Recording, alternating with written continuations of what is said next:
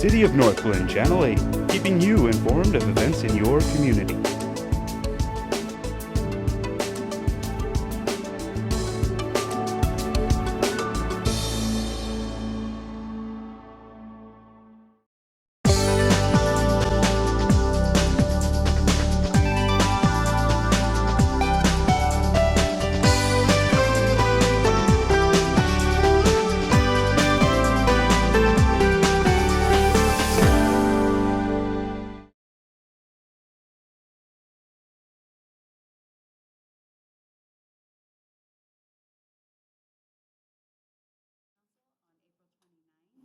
I would like to call the meeting to order, and Joanna, would you call the roll, please? Mayor Dodge? Here. Mayor Pro Tem Escobar? Here. Councilmember Sowers? Here. Councilmember Leidy? Here. Councilmember Downing? Here. Councilmember Brown? Here. Councilmember Whitman? Here. Councilmember Duran Mullica? Here. Councilmember Wilford? Here. Thank you, everyone. Tonight we're here, and we are going to be interviewing our 3 municipal judge candidates. Our first is here already with us, Amanda Bailhache. Close, Bailhache. Oh, God, I was trying to be. I used my Spanish and that wasn't working. Bailhache, that you really threw me for a loop on that one. All right, well, thank you. I appreciate the correction. So our interview process is that we are going to go 30 to 45 minutes. We will go around the room asking questions, and you can start also with a brief introduction of yourself to us. That would be great. You can kick it off at any time. All right, so good evening. My name is Amanda Bailhache. I am here today because I am excited about the opportunity to be your new municipal judge. Like I said in my letter of interest, I have 2 children, Mark and Lincoln. Mark's my 4-year-old, Lincoln is my 6.5-year-old. I live in the city of Lafayette, where I've lived since 2007. I've been a public defender for the last 13 years in Boulder County and Broomfield County. My husband is a general contractor and does most of his work with the city of Lafayette and in Lafayette. And I guess that's kind of me in a nutshell. I was born and raised in California. Thought I was meant to be an East Coast city girl. Went to Washington, D.C. for college and realized that was sorely mistaken and transferred to CU. So I've lived here in Colorado since 1998. And luckily my entire family has moved out here. So I have 2 sisters, I have 3 nieces, both my parents are out here. And that's me personally. You guys all have my resume, so you know a lot of me professionally. Then I guess I will start with the first question. I have a couple of different ones, so let me just gather my thoughts here. I hate to dive that deep, so we won't do that. How about just describe the experiences you believe make you an appropriate selection as the City of Northglenn Municipal Court Judge? So I think the experiences that distinguish me is my experience being a public defender for the last 13 years. Because as a public defender for the last 13 years, I've had the opportunity to work with thousands of clients and understand what it's like the first time they come into the criminal justice center or system. I know what the fear that they feel, the uncertainty, and I can understand that when a litigant comes into the municipal court for the first time. And I have, after all these years, I have a lot of compassion and kindness. I've learned how to be able to talk to people in a short period of time and help them come to ease so that they can hear what's happening in court. I think a lot of times when people come to court, they're so nervous and they're so scared, they don't even hear what the judge is saying, or they can't hear what the prosecutor is saying. And so for example, the way that we pick up cases in the public defender's office is we have our week that we're at the jail. And every case that comes in that's filed that week, all those cases are ours. So for example, I'm meeting clients for the first time, 20 minutes before the judge comes into this courtroom that we have at the jail.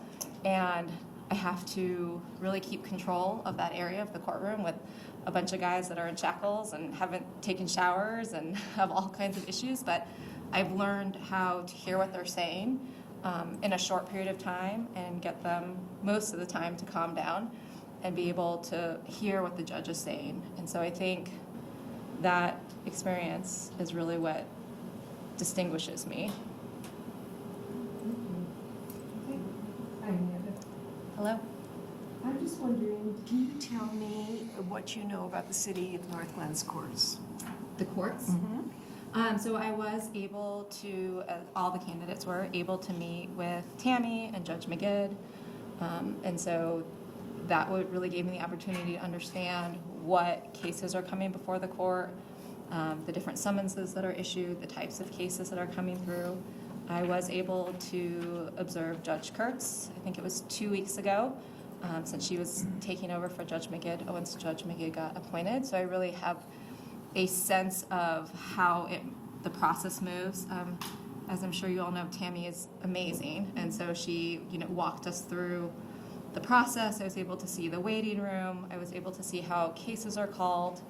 I also had the opportunity to talk with Tammy and Christy Osmus after the docket to understand kind of what she thinks the issues are and how things are moving. So I guess, I understand the cases that come through, traffic cases, code enforcement, low-level misdemeanors. So I feel like I have a good understanding of what's going on in the court system. I also did a ride-along with Northglenn PD last week. I rode along with Sergeant D. Giovanni because I really wanted to understand the city of Northglenn and what the needs were. And I thought, what better person or agency to show me about Northglenn than the police department? And so I rode with him for about 3 hours, 2.5, 3 hours. And so I was able to understand the needs of Northglenn. A lot of what we spent time talking about were really the bigger issues that Northglenn faces: drug addiction, higher level crimes, that wouldn't come through my court if I were to be given the position. But I think having an understanding of your city's needs and the higher level crimes helps you understand what's trickling through in the municipal court level and help me understand kind of the needs. I understand by speaking with Judge McGid and Sergeant D. Giovanni, by really being on the I-25 corridor, the amount of traffic that y'all get through during the day and people passing through. And so I feel that I've gained a pretty good understanding in a very short period of time of what your city's needs are and the role of the municipal court. I hope that answered the question. It does, thank you. Thank you, Amanda. If you guys would introduce yourselves too, I'm sorry. I was a bad precedent. No, I've done a lot of Googling. I've seen all your pictures on the internet. You know a little bit. All right. Incognito, So when they say Antonio, you know who they're talking I about. do. He's the mayor on the city council. There you go. In your application letter, you talk about your cultural competence. And I want to ask you about a piece of that. It says, my cultural competence has assisted me in working with clients and other community members who come from different ethnic, educational, socio-economic backgrounds. These experiences have enhanced my compassion, open-mindedness, commitment to justice, while still being decisive and having the ability to address complicated legal issues in a thoughtful and well-reasoned manner. Could you tell me a little bit more about that? Yeah. So my father is of Chinese descent. He's fourth generation American. However, he grew up only speaking, or until about 3 years old, he only spoke Cantonese. And even though my dad is very American, but he looks very Chinese. And so I was able to see, and like I said, I grew up in California, and my dad's very outdoorsy, and so we did a lot of camping in Northern California, more rural areas. And so I was able to see what physical stereotypes do to a person when they're interacting with someone that they don't know just based on what they look like. I've heard racial slurs used towards my dad. I've been at gas stations where people wouldn't serve them. So I know what that is like to experience that. My mom is Latina. Her parents were born in Cuba and Puerto Rico and migrated and immigrated here when they were 10 and 12 years old. And so my mom was born in New York, and she really identifies with her culture. She doesn't speak Spanish. Her parents raised her two older sisters speaking Spanish, and then her middle, Elena, the one that's right closest to her, had a lot of health issues. And at that point, my grandparents thought, we're in America, we're supposed to be like Americans, it's too hard going back and forth between Spanish and English, so we're just gonna speak English from here on out. And so I know what it's like to really be proud of your culture and your heritage, but have to kind of wash it out to be accepted and make things easier. And I've been able to take my personal experiences and apply that to my professional experiences. As a public defender, I've worked with people of all different ethnic and socioeconomic backgrounds. And so I know how being different than, I guess, being a minority, how it impacts them and how it makes them feel. We in the Boulder County and Broomfield area have a large Latino and Latina population with which causes a lot of cultural, I don't know if the right word is complications, but understanding and be able to explain things in a way that people understand is something that I've really learned, because in our justice system, we're called innocent until proven guilty, but people don't really understand the process, and being able to understand that where people are raised, that they handle their justice system differently allows you to explain it better. And I think that I can translate my skills as an advocate and a person standing next to the person as being the person from the bench that can really reframe language and make sure I'm not using too much legal language to make sure that the people that are appearing in court have a good understanding. So I think that's how I'll be able to use those skills, and recognizing that municipal court, things need to move quickly and efficiently while still making sure that people feel heard. It's a very difficult balancing act. And I think that my personal experiences through life, as well as my professional experiences, will allow me to do that from the bench. Thank you. You're welcome. Nice to meet you, Amanda. Thank you for being here and choosing Northglenn. I'm Jordan Sowers. I, along with Meredith, represent Ward 1. So I have a question around leadership. Describe some of your professional accomplishments you believe are important for the City Council to be aware of that are pertinent to your desire to be in the City of Northglenn as a municipal court judge. So my professional accomplishments, I think one of the things that I'm very proud of, and it's kind of a combination of professional and I guess community engagement, is a lot of time that I've spent working with young lawyers and law students that are interested in the legal profession. I've spent a lot of time working with legal interns who are interested in being public defenders. I teach at the law school. They have an intercession trial advocacy class where students that are interested in becoming trial lawyers participate. And it's not something like an award I've received, but it is something that I'm really proud of, because I feel like I've really contributed to Colorado's legal community. I've been able to build relationships with law students and future public defenders over the years through working with them at an early stage, and that's something that I'm very proud of, and I'm very proud to contribute to the legal community. It's a profession that I love and something I'm very passionate about, and so that's something that I'm very proud of. And I think that my love of contributing to my community translates well to being a municipal court judge, because like you wrote in the request for qualifications, the municipal court judge is the face of the city. I recognize that that's a lot of times the only way a person's going to have an interaction with the city, and building that community and being a part of a community is something that's very important to me. And so I think that's one of my accomplishments that will translate to this position. Thank you. Hi, Amanda. I'm Jenny Wilford. Hello. I serve Ward 4 along with the Mr. Mayor Pro Tem Escobar. Thank you for being here. So I have a two-part question for you. I hope that's okay. So you mentioned the importance of being a part of a community, and being as you're relatively close to this one, how do you, I guess the first part of this question is, how do you envision integrating into the community and really getting to know the people that live here? And then secondly, knowing that you're going to come into contact with so many individuals from this community who have their own stories and their own reasons that may bring them in front of the court. How do you imagine balancing connecting with the community and being an authoritative figure who issues orders and imposes sentences? I think that's something that is a challenge, and it's not going to be easy. I live in Boulder County, and so I've seen judges who live in Boulder County and how they interact with the community, and I know it's a challenge, but I think it's something that I can do. You know, I've been trying to learn as much about your city as I can. For example, you know, I look at the social events and the festivals that you're having, which I think is a good way that's kind of to transition into just seeing what your community is like and being a part of. So, for example, I think coming to the food truck festival is a great way just to see who's coming to your city and how people spend time.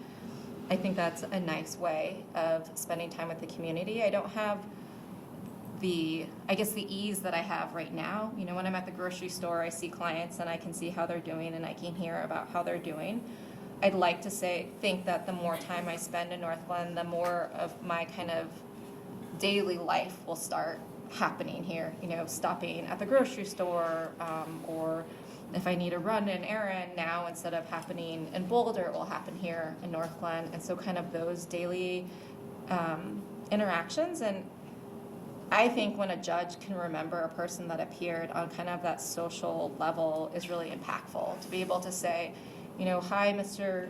Smith, I hope all is doing well. And I'm very fortunate that I'm pretty good with names and faces, and so I can remember little things about people. And I think that really connects a judge to the community while still being professional, because you keep it about what happened in court. I think in more ways, Judge McGidd told me that she was really involved with a lot of committees, so more at a professional level. That's one of the things that really excited me about Northglenn, is that the city wants the municipal judge to be involved at that level. And so being able to be involved in committees, I think, is really important and something that I really look forward to in the position. Getting to know the agencies within the city that we work with, like, for example, the Community Reach Center, being able to understand them better, build relationships with the Link, and understanding what the city is working on outside of the justice system, I think, is important. When I was doing my ride-along with Sergeant D. Giovanni, he was showing me kind of the plans for the city and what the Urban Renewal Agency is looking at, which is something I really understand. Like I said, my husband's a general contractor in Lafayette, and so Lafayette is going through something similar right now, which is really trying to revitalize its community while not losing kind of its soul, what it was. And so if there's a place for the municipal judge to be involved in that type of stuff, that's something I'd be really excited about as well, because I understand the importance of renewing a city while maintaining its soul and what it started as. Did that answer the question? Is there a second part I missed? No, I think you got it. Thank you. Mm-hmm. Okay, hi, my name is Julie Mulligan, and I'm representing Ward 3. And my question for you, and you kind of hit on this a little, but I guess want to make sure that I have a good understanding, is why Northglenn? Why here? There's lots of other places that you could seek to be a municipal judge. You know, what is it about Northglenn that speaks to you? What really speaks to me, so when I found out that Judge McGidd got appointed to the Jefferson County bench, I called her and wanted to learn about Northglenn and to see if it was a place that I wanted to be. And what she told me that I really got me excited was that it really was a place that cares about its citizens, that it believes in making sure that people receive the services that they need, that it's about making the community a better place. It's not just about processing traffic tickets and getting money into the city. It's about making it a better place and having an impact on its citizens. And so that was and the committee involvements, the community meetings, expecting you to be part of the municipal judicial system. She told me about as well as other means, the bond reform issues that cities have been struggling with. You know, we don't have the resources to get people here every day. We don't have the resources to address everything we need. And so the fact that it was encouraged that she be part of that, those committees and those actions were really striking to me, and that it's supported by the city was really striking to me. You know, I read the ACLU report that talked about Alamosa, and the fact that Judge Magid was quoted in it in a positive light was really inspiring to me, because that means she had really a progressive view, which I think is important, and seemed, from what she told me, seemed to be really supported by the city. In researching municipal positions, I spoke with Judge Ann Stavig in Lakewood, and she had really good things to say about Judge Magid, about what she had been doing and really believing in getting people treatment and services. And she felt like she really is losing an ally with dealing, if that's the right word, with the ACLU, and kind of getting municipal courts across the state to come around. There seems to be kind of a transition. A lot of the older or longer presiding municipal judges seem to be kind of rotating out. And so the fact that Judge Magid was part of that was really exciting to me, which means that I could continue that tradition. And then your request for qualifications, or your job posting, really confirmed everything that I thought I would love about this city, because you've put that in your posting, that you're looking for somebody that can do that, which I thought was really striking. Hello, Meredith Leidy, Ward 1. So without specifying any particular court, could you give examples of good practices you have observed in other municipal courts and practices you would improve from other courts? Yes. So I have had the opportunity to observe. I don't think this judge minds if I talk about it. Is that okay with you? Sure. Okay, yeah, I've spent a lot of time in Westminster. I know Tiffany Soros very well. We practiced together before she became a municipal judge. So I've had a lot of time in Westminster, which I know is very different than Northglenn, right? They handle domestic violence, they have court 4 days a week, but I've been able to see how she and Judge, I want to call her Choi, but she's not Choi anymore, but she was Choi when I knew her before, Candace, who's now married, and her last name is escaping me. But I've seen how they handle cases, and so the way that they speak with the people appearing in front of their court is really fantastic. I think that people leave that courtroom feeling heard, and that if they had needs, that those needs were addressed. And so that's something that I really admire about the way Judge Soros runs her court. I met with Judge Soros after I met with Tammy and Judge Magid, and I was telling her about how Northglenn doesn't have a probation department. And, so what I'm left with right now is, should I get the judge, would be classes. And so I was telling her about how the classes would be through NCTI, which is the National Corrective Training Institute, or ISAE, which I can't remember what the acronym stands for. And she said, oh, ISA handles things much better. They're really responsive to courts' needs. I think she said we really needed a victim empathy class, and so ISAE created one. And so to learn about how another municipal judge has been able to find things that meet what her litigants need is very inspiring to me. I can tell you just by watching the docket here in Northglenn, I think that there does need to be some way to kind of find a way to make things a little bit more efficient. It felt kind of slow and clunky, and I appreciate the waiting room. You come into the court, then you go back to the waiting room, and then you come meet with the clerk, which I think you're trying to be very cognizant of people's time, but it felt a little bit clunky. And then there's one clerk who just sits in the courtroom and is running paperwork from the judge's bench to the clerks, and it just seemed, I don't know what the better way is. If I would consult with Tammy and try to see what is the better way, but it felt a little bit clunky and maybe not like the best use of that particular clerk's time. And so I'd like to figure out a way to make that, I mean, a really well-designed, really very thoughtful building run in a little bit more of an efficient way.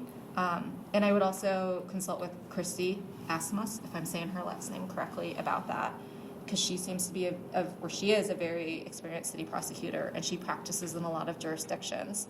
And she told me one of the things that she really liked about working with Judge Magid was Judge Magid's openness to collaboration and finding ways to improve processes. And so I'd also want to consult with her as well as Tammy to see if we can find a way to move things a little bit more efficiently while still letting people feel heard. Thank you. You're welcome. My name is Becky Brown. I'm Ward 2 with my cohort over there, Joyce Downing. This would be your first position on the bench, right? Okay, cool. I just want to make sure that I was reading it right. You are reading it right. There is nothing wrong with that at all. The judge reports to city council, and you really would have, if you were to get the position, some really big shoes to fill. She did a great job. She interacted with us really well. How would you, do you have any experience in how you would interact with 9 separate bosses? I try not to interact too much with the judge. You're on your own. You know what you're doing. I don't. But how do you see yourself interacting with us? I think communication is the most important thing. I have found that, as an attorney for the last 13 years, I don't really have a boss, right? I work for my clients, and as long as I'm being an effective and zealous advocate, I'm allowed to do what I need and what's appropriate. And so it would be an adjustment for me to have somebody to report to. But I've also been on a lot of committees and commissions and understand the importance of listening and hearing and being able to communicate openly is, I think, the most important thing to be successful, and to hear what the needs are and what the concerns are that are being expressed by all of City Council, while making sure it's not impacting or affecting my ability to be an independent judicial officer, right? And so I think that's something that is important, and in order for the court to have integrity and for people to feel like they're being heard in court and having access to justice, I need to make sure that that is happening. But I know that City Council is the one fielding complaints. I know that citizens that are unhappy with the way that the court is going are going to come to City Council, and I think it's important to hear that.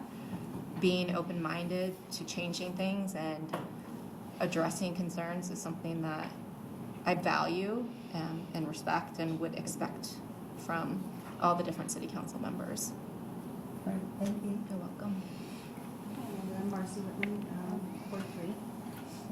And so one of the things that you probably observed when you were here is that we have our nuisance abatement and code enforcement that comes through. It's probably one of the things that us as council here as the greatest complaint in our communities, and if it's made it all the way to you, it's definitely a situation.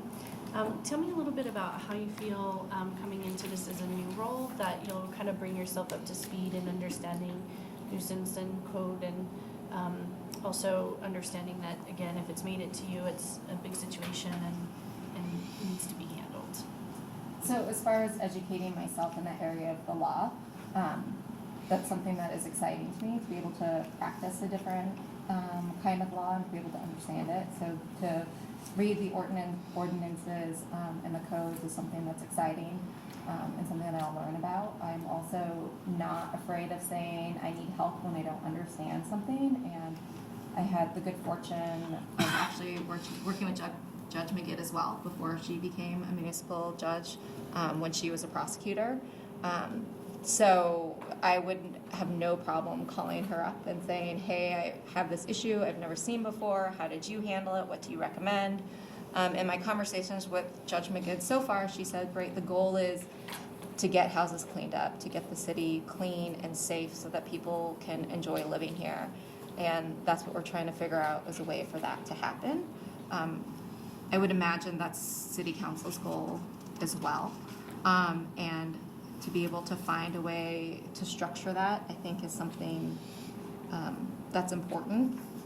You know, I think that's something that might work. When I was thinking about when Judge McGinn told me that's kind of the goal, is a lot of criminal courts have treatment court models, which are like drug courts, where people are coming before a judge every 2 weeks, and research has shown when a person interacts with a judge, it helps them do better.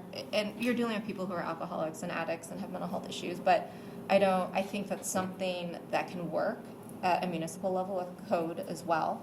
You can kind of, the judge can kind of be like a probation officer, having people come in with status reports and photos. And so I think there are ways to get people to comply, because the goal is to get them to comply and to get their home safe and looking well. And so if we can be creative about finding a way to get them to do that, let's do it.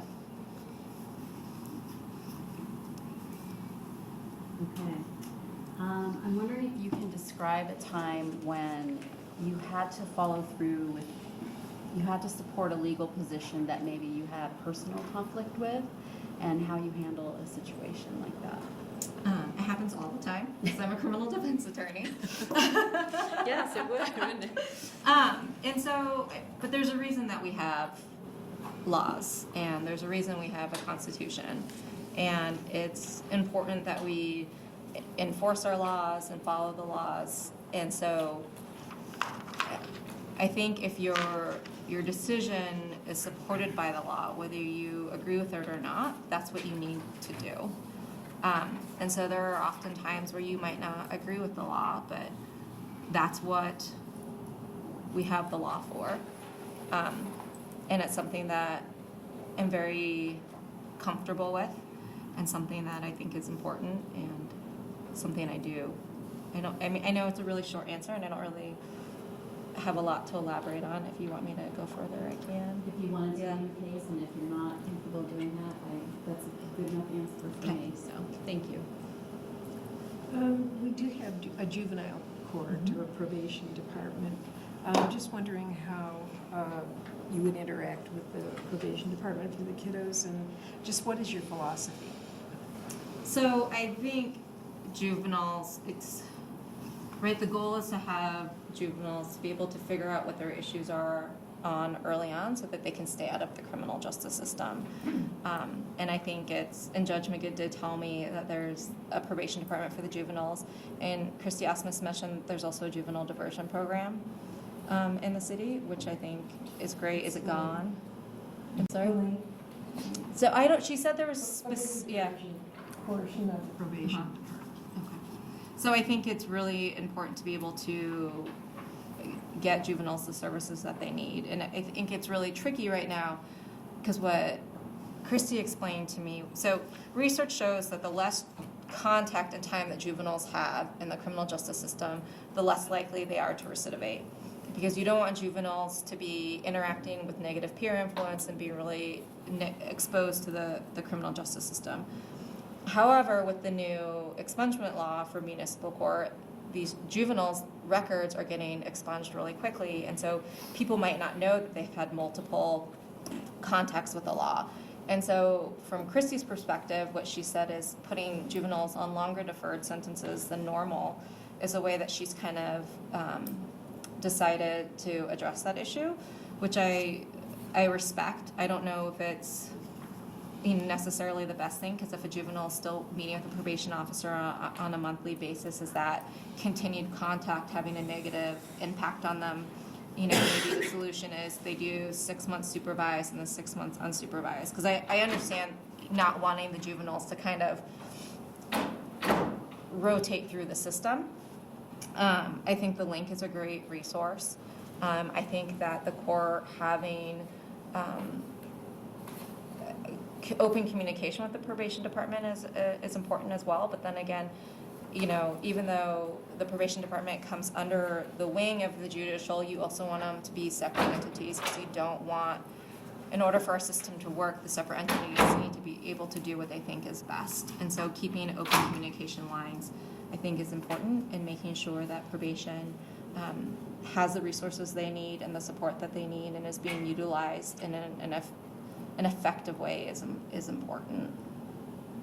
So I don't know if that answers your question or if there's more. It's fine. All Okay. right, thank you. I was looking for some notes that I'd made, and for some reason or another, I guess I left home without them. But I wanted to talk about our community in terms of how you would address homeless issues. Can you talk or? And I know that there are individuals that are homeless in Northglenn, the resources that we have that we can sentence people. And perhaps you have someone that's homeless because they're an alcoholic and that's why they suffer with chronic homelessness. And so what I can do as a municipal judge is sentence them to a 2-day alcohol class, which they don't have money to pay for anyway. So that's difficult and it's tricky.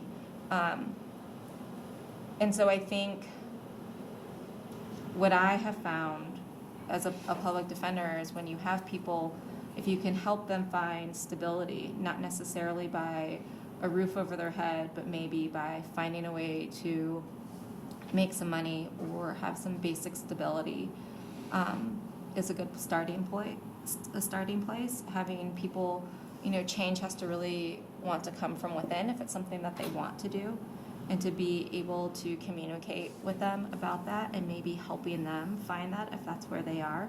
For some people, they may be homeless not by choice but by circumstance. And so helping them identify that, so maybe that you can help them find solutions, I think is one way that you can do that. I think one of the things that we all struggle with as public servants is trying to find a way to help people that are less fortunate, and it's always limited by resources and what has funding and what doesn't. And I don't know all the answers, but I am open to asking people for their opinions and about how we can find answers and the different agencies that are available here to see if we can figure something out. You mentioned earlier partnering with community agencies, and you mentioned community reach. And the majority, I'm a social worker by training, so from my perspective, most homeless folks suffer from mental illness. It's not like they chose to just be homeless yesterday and became homeless. They are not connected. Yes, I agree. And when I was talking to Sergeant D. Giovanni, he was telling me that Northglenn PD has a relationship now where people who are in crisis can be brought there. But he said that problem is they're short-staffed, and so sometimes they're not even open to bring somebody there. But I think that it's a good resource, and hopefully we can find a way to use them more. Jordan, we're going to stop here, actually, just being respectful of the time allotment. And I would ask you before we let you go, do you have any questions for us? Yes.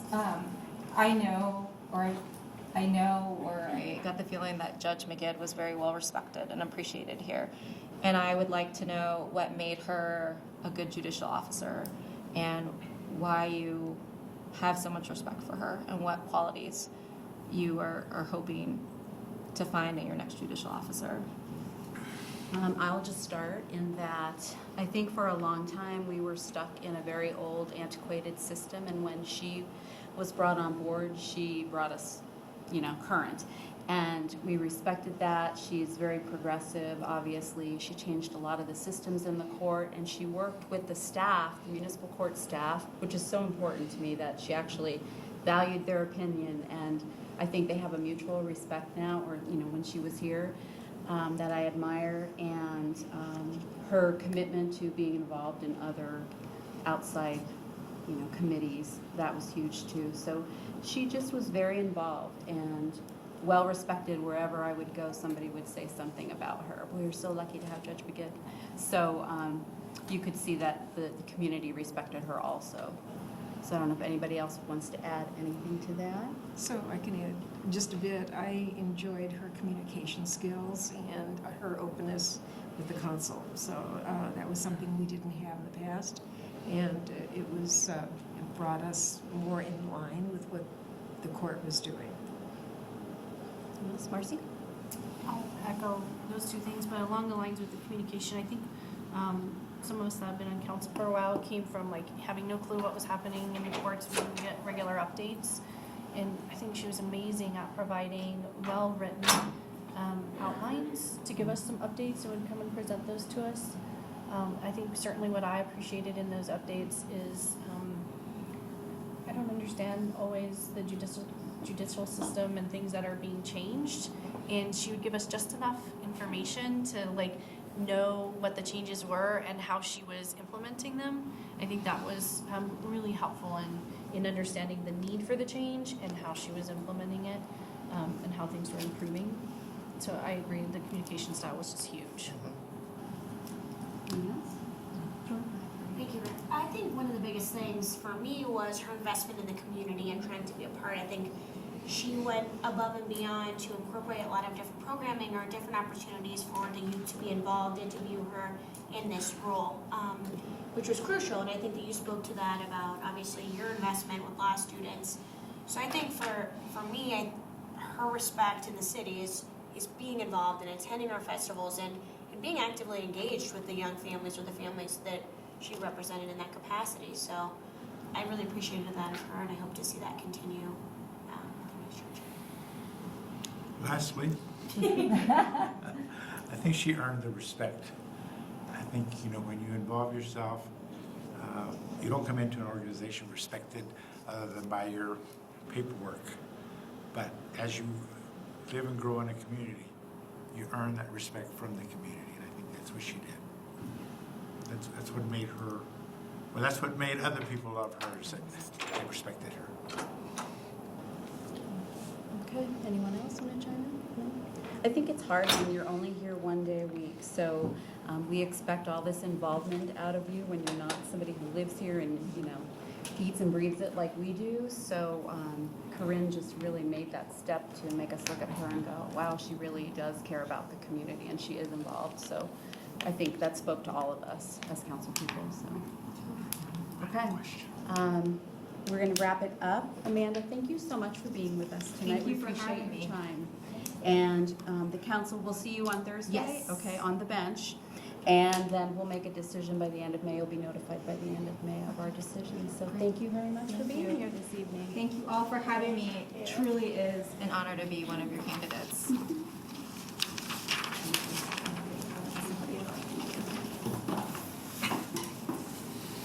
you. It was nice meeting you. It was a pleasure to meet you. Thank you. It was nice meeting Thank you. you. Make my rounds. Thank you. It was nice meeting you. Thank you so much. Thank you. It was nice meeting you.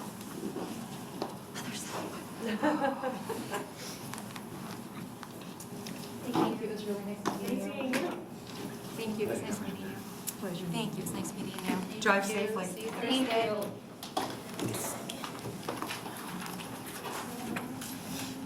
I really wish that.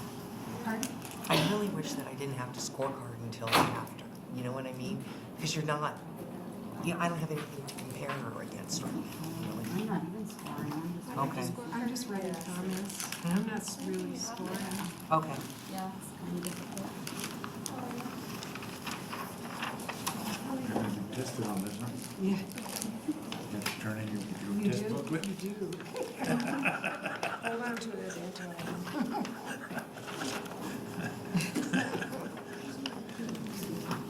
Homework at home. That's where it belongs.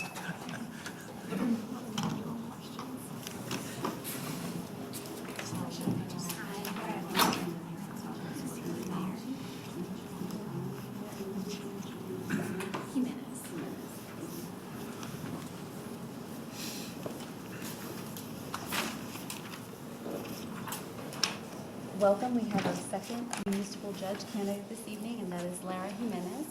It's a pleasure to meet you, and thank you for giving your time and being here with us this evening. pretty much the process we're gonna do is we're gonna allocate 30 to 45 minutes, and we're gonna go around and interview you, and then at the end have you ask us a question if you've got anything for us. And, yeah, so I think we'll start with Jordan since we stopped with you before, and if the council people would introduce themselves to Lara, that would be great, thank you. First, thank you for being here and spending your evening with us. My name is Jordan Sowers, and I represent Ward 1 along with Meredith. Just a few questions, and I think this is one to choose. Describe some professional accomplishments you believe are important for the City Council to be aware of that are pertinent to your desire to be on the City of Northglenn Municipal Court Judge. Okay.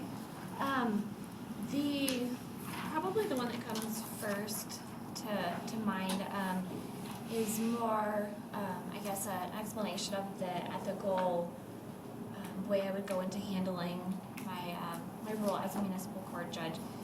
There was a case that there are 4 DAs assigned to a courtroom in Adams County. I was assigned to a courtroom with one of my good friends, and she was in the middle of a homicide trial. I went into the courtroom just to watch and observe. And while I was in there, I noticed that one of my other friends, completely unrelated to my career, a personal friend outside of my job, that her husband was sitting on the jury.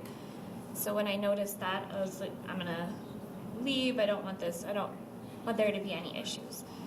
So after the trial, they got a guilty verdict, and at that point, it's not uncommon for attorneys to follow up with jurors to get feedback as far as how the trial went, things they liked, things they didn't like, things like that.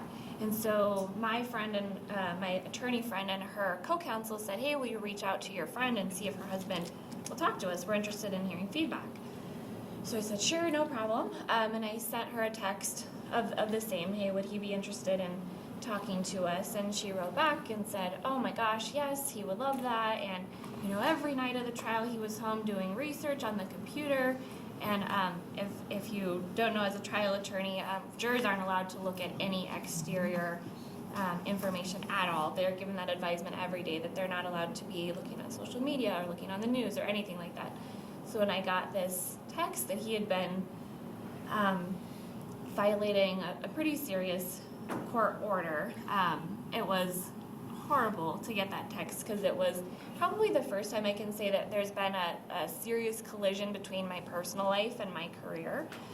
And so the very next day I went to my friend that I didn't respond back to this text message because I think I was shocked and needed to process. But the very next day I went to my friend the attorney and told her, and we both went to a chief and disclosed what had happened. And I had to do a screenshot of my text message and submit it in an affidavit to the court, but backtracking just a little bit, the homicide trial was pretty traumatic for everyone involved. So to be getting something immediately that it could potentially damage the verdict or could put the verdict in jeopardy it was hard on the whole office. And then we submitted the affidavit to court, and they had a process where my friend and her husband got subpoenaed to court multiple times to testify as to what he had been doing. And ultimately, it was the verdict. The court found that there wasn't anything that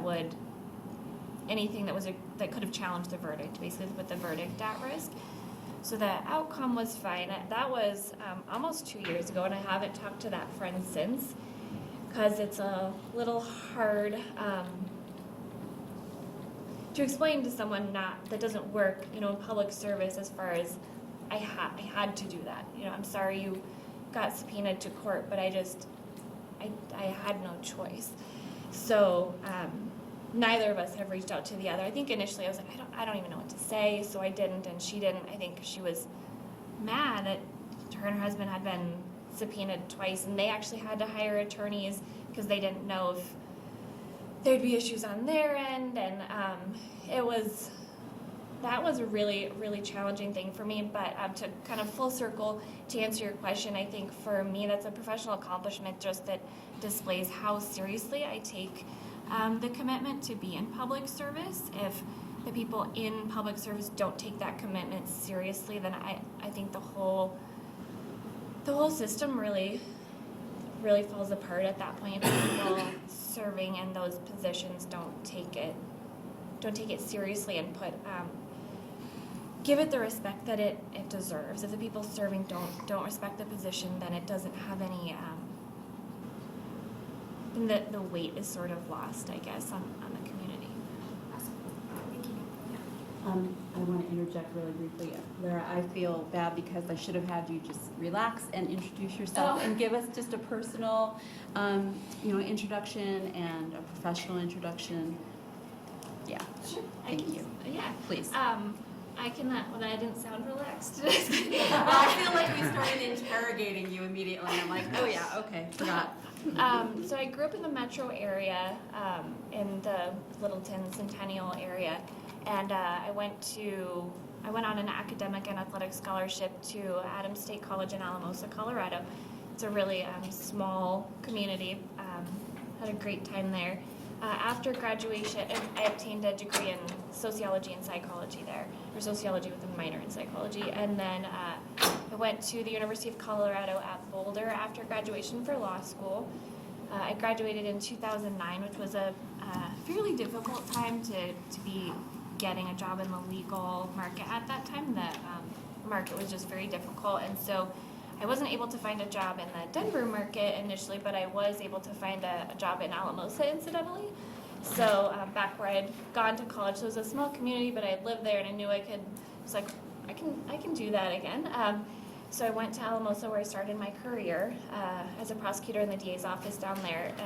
There were only 6 prosecutors in that office, and the elected DA at the time didn't have much experience himself. So that was kind of trial by fire starting there. All of us, the prosecutors there, had, I think one of the lengthiest experience had 2 years. So we were doing juvenile cases, misdemeanors, felonies kind of off the bat. It's a very difficult way to learn. But some of those challenges have actually been beneficial to me, because going forward, I'm not really afraid of anything. I mean, when you're in front of a judge, a district court judge, kind of sweating through your suit because you have no idea what you're doing. You're trying to make a record and trying to do the right thing. Some of those experiences really last going forward.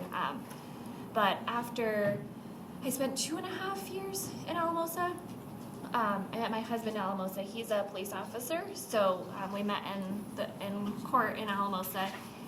His joke is that he catches them, I clean them. That's his little joke. And then we both knew we wanted to get to the metropolitan area, back to the Denver area. He's actually from Alamosa, but the Denver metro area just has a lot more to offer in terms of career growth and growing a family and those sorts of things.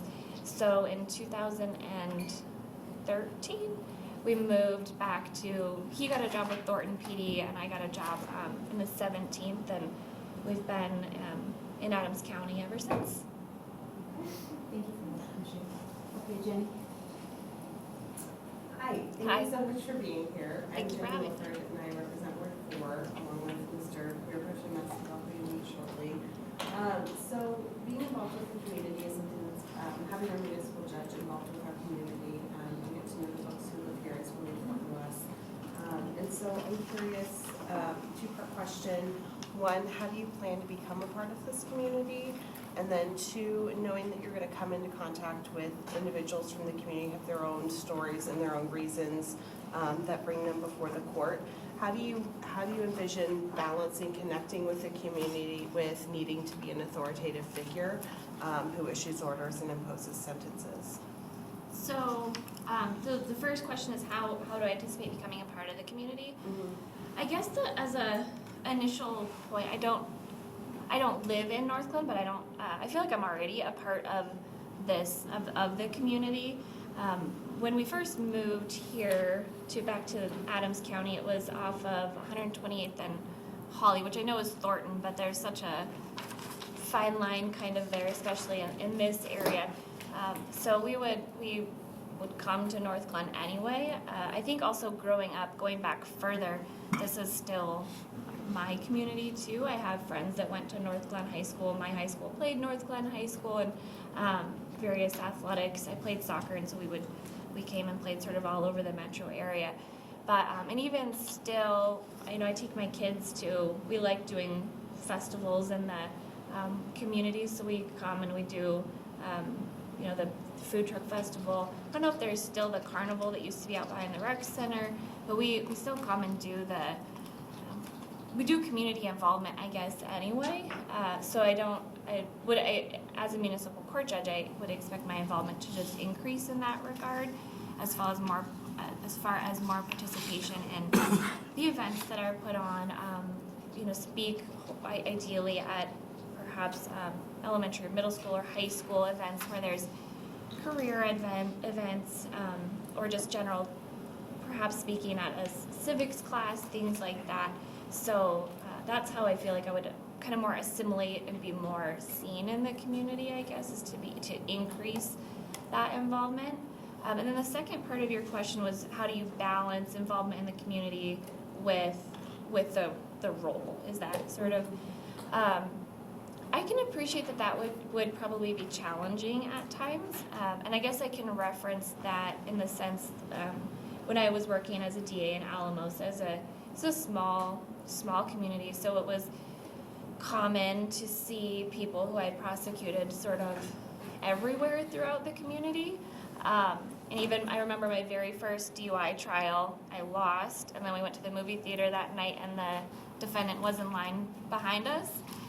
We just kind of smile. And just because I had a work obligation, I don't think meant I couldn't say hello or be respectful, that sort of thing.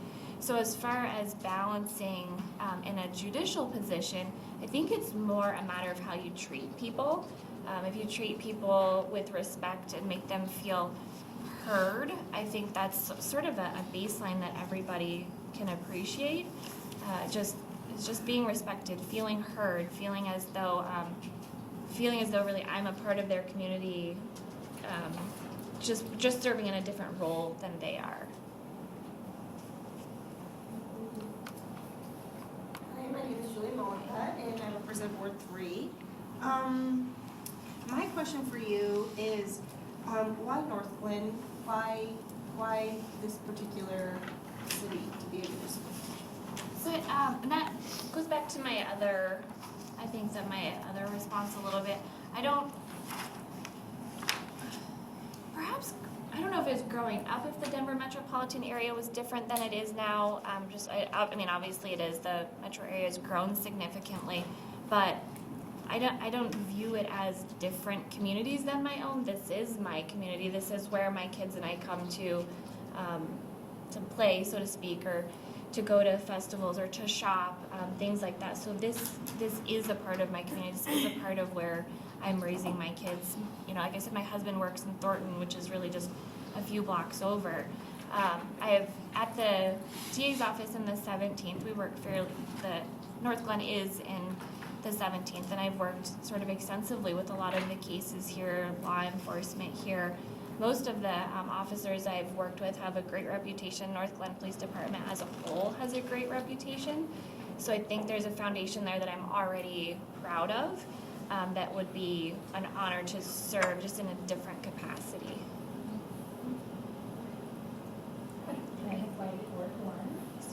Do you have any ideas you would like to consider implementing in the Northglenn Municipal Court that it may not utilize already? I think one of the things that would just be interesting to explore, the feasibility of which obviously I understand is a different issue, but would be the potential for two things, I guess. One would be specialty courts. I think it's Loveland and Fort Collins both have a homeless court. Westminster is launching their wellness court, I think, next month. And then I know Aurora they previously had, I think, a women's specialty court, and I think now it's a similar wellness court. So I think really, from what I've seen in my involvement over the last 8 years in the criminal justice system, is a move towards more specialty courts, whether it's family courts or DUI courts, which I know wouldn't apply here, but just a movement generally towards specialty courts. Those tend to have better evidence-based sentencing, and so far as finding tailored ways to treat the problems in the community that treat the problems or the issues better. So I think or not necessarily even better, but maybe in a way that hasn't been explored before. So I think that, and I know Judge McGinn had been looking into some of those things as well, but that would be something that I would want to explore further, is the possibility of specialty courts, and working obviously with City Council to determine what specialty courts might be most appropriate, most needed, and also exploring other resource options to refer people out to, whether it be classes or just other treatment, things like that. Hi. My name is Becky Brown. I'm with Ward 2. I kind of want to ask you two questions. Sure. And since it may not get back to me, I'm going to do them both at one time, okay? Okay. I want to know what you think makes you an appropriate candidate for judge. And then my other question has to do with your flexibility and your ability to take this on, and how you would plan on adjusting your schedule. How do you see that fitting into your life? Okay, so the first question is What makes you a good what judge? would make me a good Yeah. I think the first piece is that my career thus far has been dedicated and committed to public service and serving the community. That my husband being a police officer, I guess I think that's sort of a family thing. Unrelated, because he was in the military before also. So just as a family, we have a service-oriented. We're both just service-oriented. So I think from a preliminary matter, I am committed to serving the community. I'm passionate about serving the community. I know my experience thus far has been in an advocacy position, being a DA, but I want to move away from the advocacy position and into being serving the community in that capacity as a judge, where you're trying to find solutions and trying to find fair and just outcomes and listening to people, even if there's no way you can please everybody, but hearing people, I think just making sure that people feel heard when you make decisions is half the battle. Making decisions feel like you've heard them, address their concerns, even if you're not necessarily doing what they want. So I think that's something that I do well at also, is listening to people and hearing people. I think I would also be a good judge because I would come from an aspect of procedural fairness, or come from that position towards treating everybody the same, treating everybody equally, making sure everybody that came before me was treated in a fair and just manner. The other thing, which this sort of sounds maybe silly, but I know that the justice system we have in America isn't the best. Sure, it's flawed, but I think that we are lucky to have it. So as far as what other communities throughout the world may have. So I believe strongly in the justice system, and it's a passion of mine to serve in that capacity, to be a representative, I guess, of what that is. I know for much of the community, the municipal court judge might be the first or only contact they have with local government. So for them to have that contact and leave feeling as though they've been heard, I just think that is a good representative or a good representation for them to take away as the kind of their community at large, the community that's serving them. Okay. How much flexibility do you have? I have flexibility in my schedule. I understand I would be leaving my full-time position as a DA to take on the role in Northglenn, which I understand is 2 days a week in court, but I also would anticipate spending time, like was referenced earlier, as far as attending community events, volunteer events. I'd also like to be active in the municipal league as far as legislative changes and things like that. So I think there would be a balance there between both court time and participation in municipal court activities outside of actually sitting in court. We only have court one day though, right? Or do we actually have it 2? 2? 2 days. My bad. I've never gone here. Not to pat myself on the back, but yeah. Okay, thank you very much. Great, I'm Marcy Whitman, I'm in Ward 3, nice to meet you. So one of the things that we as council hear all the time is about code enforcement and nuisance, and those are things that'll be coming forth for you. Can you tell me how you'll bring yourself up to speed and feeling comfortable with the code and how you can handle them, while also understanding that it's probably one of the biggest pain points that our residents have, and trying to get this issues resolved? You said one of the biggest sticking points that residents have? Yeah. Well, first, I don't believe I'd have any issues getting caught up to speed on the Northglenn Municipal Code. As I referenced earlier, when I started in Alamosa at the DA's office there was trial by fire in the sense that we had to learn right away. There was no other, I mean, you learn it or you sink. So I've been in that position before where you have to pick up on things quickly. So I don't anticipate that I would have issues with that. It's a matter of studying and repetition and becoming familiar with it. And the second piece of your question was how would I address that with the citizens, or? So maybe a little bit in how you would address and handle situations where someone is standing in front of you and it's gotten to a point in which someone needs to come here and handle their code enforcement violation, and at this point, we don't want them dragging it out any longer. So how will you help them facilitate it? Well, I think that, is perhaps hearing from them, opening communication as to perhaps why they haven't handled whatever the violation is. I don't know, maybe parking an RV on the street or whatever it is, hearing from them as to whatever impediment it is that is causing them to not comply with previous requests or notices or whatever that may be.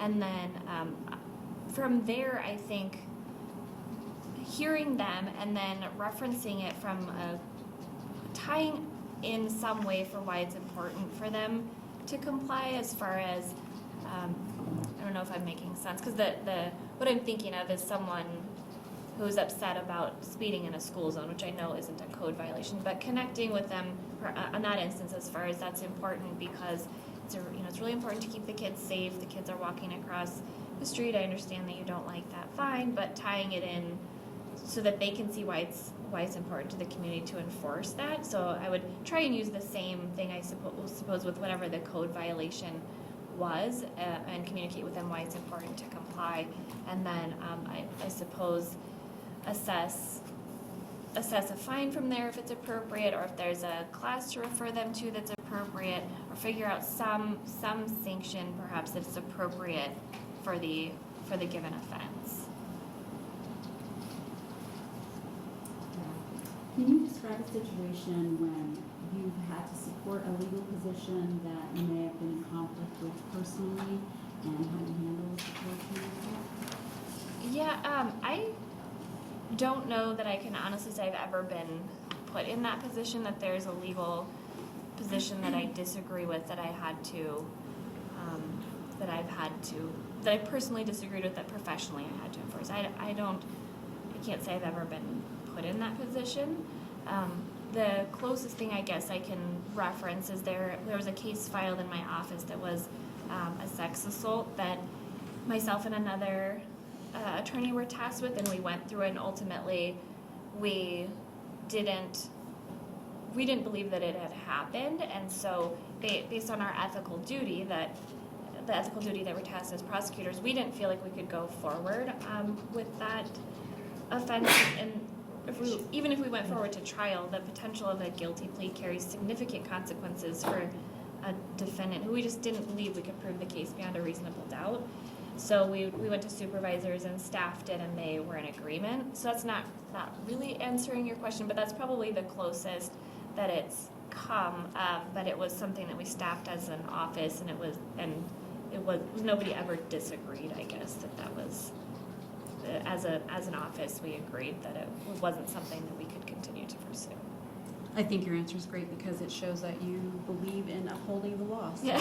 That's a good answer to me, so thank you. This is more of a two-pronged question also. First of all, I'd like to know what you know about the City of Northglenn's municipal court, and with that knowledge, are there any changes that you would be making? So I know, my knowledge of the municipal court thus far is that it holds court on Tuesdays and Thursdays.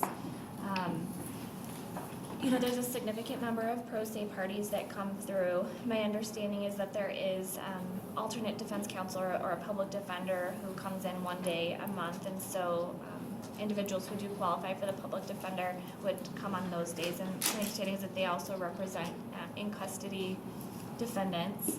I know that there's a juvenile probation program that, from what I understand, works really well and has been really beneficial to juveniles in the community. What else? I talked a lot with Tammy, the court, I can't think of her title, and she explained to me a lot of what goes on over there too. She's very friendly. I observed court a couple of times last week. Once last week and once the week before. And I'm trying to think. And I understand too that the court went electronic to an electronic format, or is moving that way, which is our office went fully electronic not too long ago either. And as far as any changes, I'm not aware of any changes off the top of my head, other than the question previously that I just think it would be beneficial to explore some other just resources or specialty courts, things like that, or even just explore certain needs or issues that aren't being met currently or could be met differently. All right, thank you. Thank you, Laura. I'm Antonio Escobar, Mayor Pro Tem, and I share Ward 4 with Jenny. Jenny's been giving me a lot of attention, so I need to give her a little bit.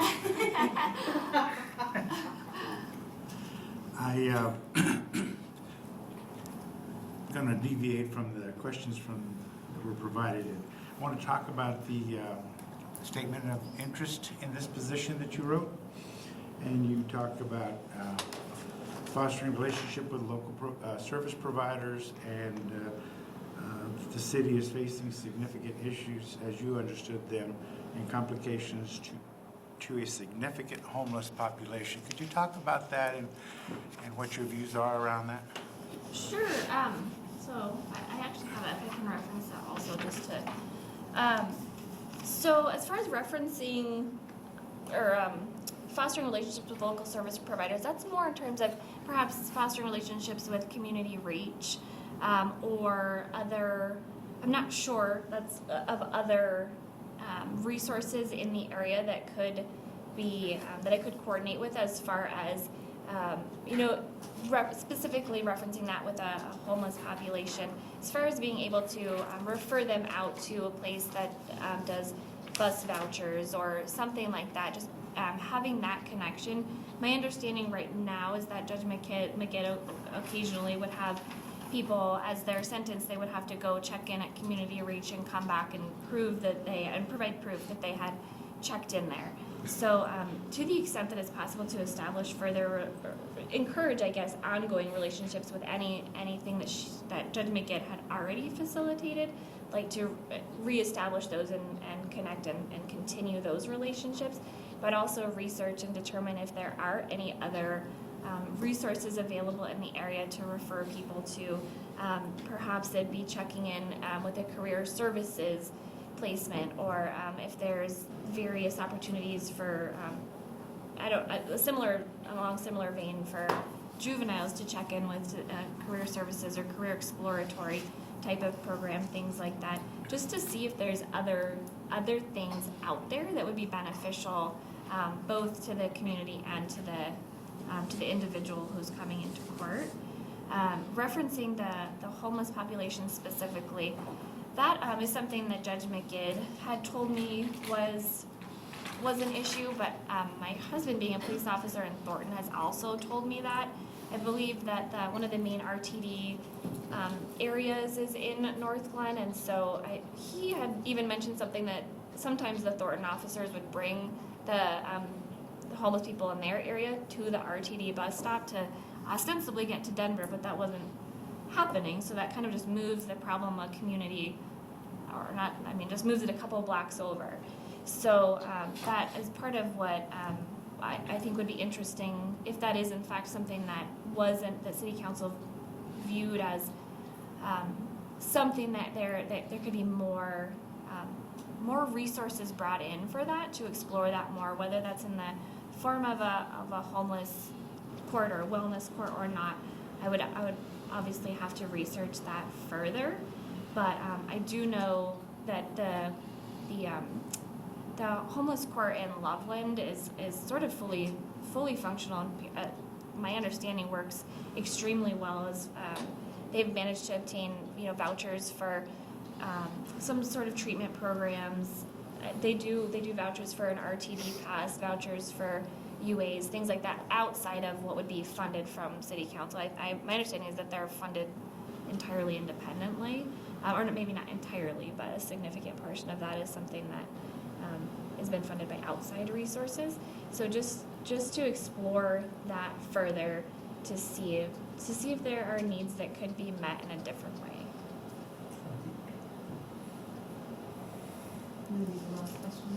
Yeah, Mayor, I already asked the same question, and to be fair, just to make sure they only asked one question per candidate. Go ahead, Mayor. No? Okay. Would anybody else like to ask a question that hasn't been asked? Okay. How about you? Do you have any questions for us? It's sort of echoing, I guess, some of the tone of that. My last question. I'm curious if there are other needs of the community that you all feel that the municipal court could address better or differently, or something that isn't being met with at all. For example, I don't know if it is perceived as City Council that homelessness could be handled and that there could be more resources. Is there anything that you all see that would benefit the community? Weigh in? I'll weigh in a little bit. So I think we've talked a lot about homelessness because it has been sort of a concern for our residents, and we've really talked about how are ways that we can collaborate with the county and regionally to help support and provide resources to folks like this. So I would like to see what are some great ideas that you could bring to the table of ways that we could work regionally in addressing this issue, providing more resources. And so it definitely is a very important topic for us. And so I would really appreciate, somebody who's coming into this position to bring, some great ideas, some innovative, creative ideas to try. So that's definitely a hot topic for us. I'm just curious from a procedural standpoint, how is that done? So if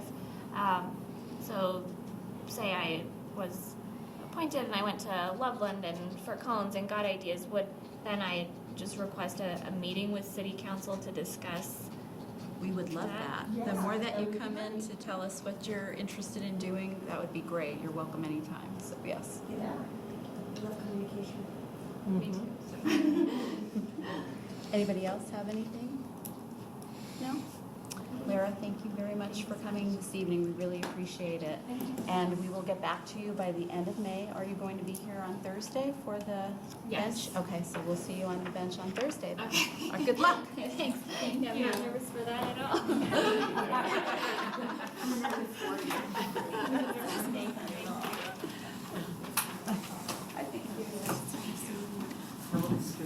Nice to meet you. There you go. This is how we direct the flow. There you go. Thank you. It's great to meet you. It's so nice to meet.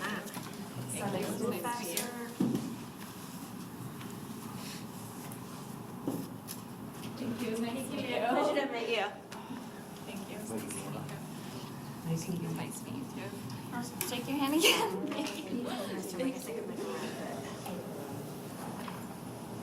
Drive carefully. Yeah, it's starting to snow pretty good out there. I recently came in, yeah. All right, have a good evening. Over the snow, right?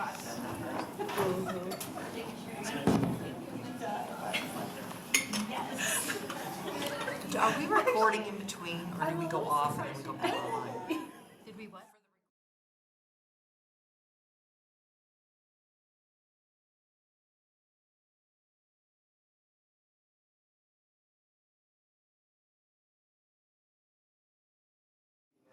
Oh, wait. Okay, thank you so much.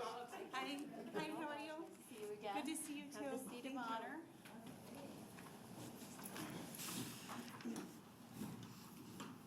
Welcome and thanks for being here. Thank you for having me, I appreciate it. Of course. I'm wondering if we could start the session by you just giving us a brief, introduction. We kind of met you before, but if you could give us an introduction and maybe tell us how it's been going so far Okay. as a relief judge. Great, thank you so much. Thank you. My name is Katie Kurtz. I am the current relief judge in the city of Northglenn. I want to start off with and say that I am so grateful to have had this opportunity for the last 2 months to serve in that position. It's really been fun. I love the court staff have been wonderful to work with. They've been so kind and gracious with me and patient as I learned. And so I'm very, very grateful for that opportunity. I don't always sound like this. I've got a little bit of a cold, so I apologize for my croaky voice tonight. But a little background on me. I originally grew up back east in New England. I moved out here for college. I went to CU undergrad, and then I went to DU Law School. I fell in love with Colorado. I moved back to the East Coast for a brief 5-month stint and realized, nope, I really want to stay in Colorado. So I came back and started my legal career. I worked in private practice for about 8 months. I really ultimately wanted to be a DA when I graduated law school. I knew that coming out. Because I had a great experience interning at the Boulder DA's office. And so I started in Jefferson County in 2003, in the fall of 2003, and worked there. Prior to law school, my whole background was social work. And I originally went to law school with the goal of becoming a guardian ad litem until I did an internship at the DA's office and worked on a lot of sex assault cases. And I found this really interesting combination of having a social work, quasi-social work type role with a legal role, and I love that combination of it in that path of the DA's office. And it was also very interesting in criminal justice, which is how I ended up as a prosecutor. I loved working with adolescents. That was my favorite age group. Prior to and during college, prior to law school, I worked at the Boulder Juvenile Detention Center. I worked at the Longmont Community Treatment Center, which is community corrections up in Longmont. And I worked at Savio House, which is a residential and day treatment facility for juvenile offenders in Denver. I also worked at a place called Kids in Crisis back in Connecticut. That was an emergency shelter for neglected and abused adolescents. So that really was my love, was working with teenagers. And so when I was a prosecutor at the DA's office, I eventually soon ended up in the Crimes Against Children unit and worked there for the bulk of my career as a prosecutor, doing crimes against children. And eventually started the human trafficking unit at the DA's office, which I was super proud of. We did a lot of really awesome multi-discipline work as a team. I worked a lot with child welfare, a lot with our juvenile assessment center, probation, court systems to create programs. That the really cool thing about the work that we did was that it was eventually pushed out statewide. And I left the DA's office in 2016, really with the goal of spending more time with my kids. I was really struggling with finding that balance of doing a job that I absolutely loved, and I really did love being a prosecutor, but if I'm doing something that I love, I want to do it 110%. And to me, that meant working 70 hours a week, and that was really hard because my kids are now teenagers, and I felt like I really needed to spend some time with them because my time with them is fleeting. So I took a step back from the job, and then during that time period, during the last 3 years, I've worked as a relief judge in Lakewood, which has been amazing. It's usually about once a week that I'm working there, and I tell people it's kind of like being a substitute teacher. They call me when they need me, and if I'm available, I go in, and sometimes it's in advance, and sometimes it's that morning. So it's been really great because I love being in court. I love the court process. The role shift between being a prosecutor and a judge has been really awesome for me. I didn't realize how much I'd love it, but it's really nice to kind of step out of the fray and not be one of the litigants and be able to sit back and hear stories. What I always felt like I missed as a prosecutor was the ability to hear both sides. Especially when you're doing crimes against children and human trafficking, you never get to interact with the defendants because they're always represented, which is a good thing. You want that. but I felt like I was missing half the piece of what was really going on.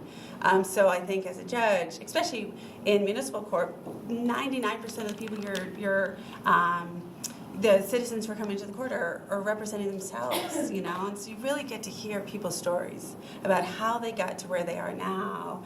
And my goal, and going back to circling back, I feel like I'm a social worker at heart, you know, and my goal was, how do I get this person to a better place? And I think that's really awesome to be in that role when you're a judge.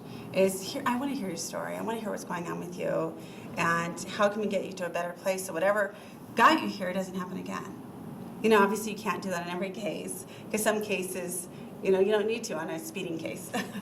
Sometimes it's just speeding. But in a lot of cases we do, and we see a lot of significant cases here in court. So the experience has been wonderful. And as I said, the court staff, the municipal prosecutor, everyone's been amazing to work with. So I feel very blessed to have had this opportunity. Great. Well, that was a great Sorry. introduction. I think you probably answered a lot of our questions too. I think that's awesome. Do you want us to address you as Katie or Katie? Whatever you prefer. I'm Katie. Katie. Yeah. Well, then we're Yeah. going to call you Thank Katie you. this evening. Basically, the format is we've got 45 minutes allotted, and we're going to go around the table and ask you different questions. So, Great. Thank you. Jordan's going to begin again. Yes, thank you. Thank you for being here and stepping up in this meeting. My question is around leadership. Okay. Describe some professional accomplishments you believe are important for the City Council to be aware of that are pertinent to your desire to be the City of Northglenn Municipal Court Judge. Okay, thank you. Thank you. So I think one of the most important things in terms of leadership that I would say is the highlight of what I've done so far is my work in human trafficking. I was at the head of our Crimes Against Children unit around 2012, and I started working on trafficking cases around that time, and the FBI and I worked together on a number of cases. I was part of the Innocence Lost Task Force. We were a working group back then, but it eventually became the Innocence Lost Task Force. And we talked about the need for more resources at the time. And so I went to my DA at the time and said, you know, hey, we really need more resources. And at the time, none of our local law enforcement agencies were able to dedicate resources. And so he was wonderful and said, let's start a unit, and brought in an investigator. And we became the first human trafficking unit in the state of Colorado in a DA's office, which was amazing. And with that, what we started to do was build a multidisciplinary committee in Jefferson County. It was formed out of what we called our Child Youth Leadership Commission, which came out of a House bill, I think, in around 2012. It was funding that we had to look at child, youth, and family issues in our community. So we took that base to form what was eventually a subcommittee. I chaired that subcommittee. I was then appointed by the governor, at the time, Governor Hickenlooper, to represent DA statewide on the statewide Human Trafficking Council, which was, you know, a statewide council, again, a multidisciplinary group.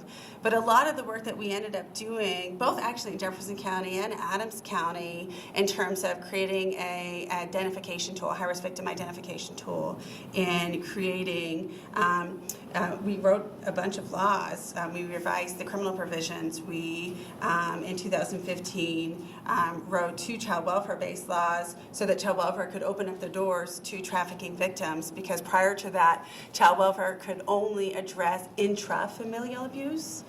So they didn't have the capability to take in trafficking victims if it didn't involve intrafamilial abuse. So the law that we helped write and I testified on behalf of in 2015 addressed that. So I think there was about 3 or 4 laws that we worked on, 2014, 2015, 2016, in that high-risk victim identification tool and the formation of a multidisciplinary group and the multidisciplinary response to trafficking victims that ultimately was pushed out statewide. So I was so proud of that. And it all really kind of started out of our subcommittee that we started back in late 2012 in Jefferson County. Another really cool piece of that is when I left the DA's office in 2016, I was asked to work for child welfare for a couple of years in developing curriculum, because once we mandated that child welfare open up their doors to trafficking victims, we then had to train all the caseworkers statewide about responding to trafficking victims. And we That was what I did. That's what I've been doing for the past couple of years, was developing curriculum and then training the trainers statewide to push out programs like that. I would say in the municipal court world, I have had the ability to be a part of the Colorado Municipal Judges Association Strategic Planning Committee. So that's a committee of about 8 judges, municipal court judges, who work on issues that we're dealing with on a daily basis. And really what we've been looking at for the past, I'd say 2 years, are a nationwide criminal justice reform that we're seeing, and how do we respond to that as municipal courts? So there's this small group of 8 of us that have really taken that leadership role out of 200 municipalities that are part of the Colorado Municipal Judges Association to say, okay, we're meeting, we're tackling these issues, we're looking at ideas in the homelessness and poverty and drug addiction and a lot of the criminal justice bills that we're seeing brought down from the legislature, and how are we addressing this, and what are we doing to make sure it's implemented statewide? Because we have tremendous resources in the metro area, but our rural jurisdictions don't. And so we've been meeting. And then finally, I'm also part of the Colorado Municipal Judges Association Legislative Subcommittee. So that's a group of 4 or 5 of us, depending on who's available that week, who meets with our lobbyists. So we formed a 501c6 and hired a lobbyist firm, Denton's, that meet with us on a weekly basis. And again, it's just a group of 5 of us, municipal judges, that look at all the pending legislation that's come down that affects municipal courts. And there's been a lot this year. So I've been actually speaking with Mr. Hoffman about that today, because there was a bill that was just passed and went into effect last week. That's going to affect a lot of what we do. Yeah, I appreciate your leadership in your regional affairs. Thank you. Jenny? Great, thank you, Mayor. Katie, so nice to see you again. Good to see you here tonight. So I have 2 questions. I'm going to ask them separately because they're not totally related. But one, kind of just going off of what you've been talking about in terms of your policy work and the ways that you've been involved regionally and statewide with, vetting and advocating for policy as it pertains to the role. Do you envision yourself continuing to play that role? And are there, specific policies that you want to continue to work on as an individual and potentially as our municipal judge? It would be entirely up to the city council, and I work at your discretion and I work under your guidance. And if I have your approval, then yes. But if I don't have your approval, then no. I mean, that's how I see it. I work under your direction, and so I've been very careful over the past 2 months, because I do currently work in Northglenn, that I can't take any positions right now in terms of bills that have been coming up in the legislative session. So what our role, or what my role has been, and frankly what most of the municipal judges' roles have been, has just been explaining to the lobbyist, this is how that decision could impact the municipal court.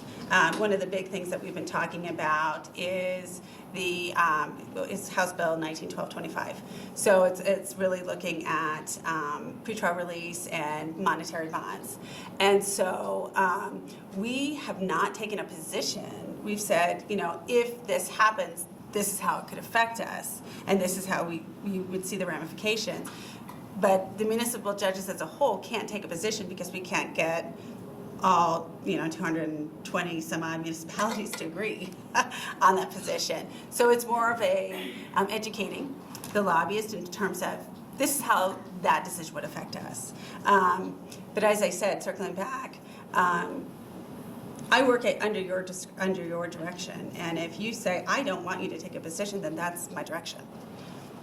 Great, thank you. Second question, you've already highlighted this a little bit in terms of acknowledging that you're going to come into contact with individuals from the community that have their own stories and have their own reasons for being in front of the court.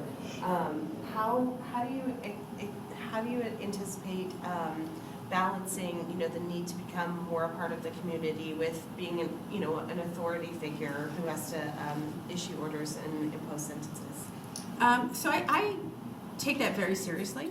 I think every single person, one of the biggest things that I think is important, especially in the municipal court role, is that we really are the front line for the vast majority of citizens in our community, in their experience with the criminal justice system.